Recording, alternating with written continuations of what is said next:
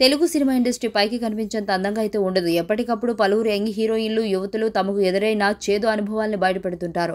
శారీరకంగా ఎంతలా ఇబ్బంది పడ్డామనే విషయాన్ని చెబుతుంటారు. ఇప్పుడు కూడా మోడల్ కమ్ నటి అయిన మౌనిషా చౌదరి ఓ తెలుగు దర్శకుడి వల్ల తాను ఇబ్బంది పడిన విషయాన్ని బయటపెట్టింది. తాజాగా ఓ ఇంటర్వ్యూలో మాట్లాడుతూ దీని గురించి పంచుకుంది. టాలీవుడ్కి చెందిన ఓ దర్శకుడు నాకు ఫోన్ చేసి ఆయన తీస్తున్న సినిమాలో నటించమని కోరాడు.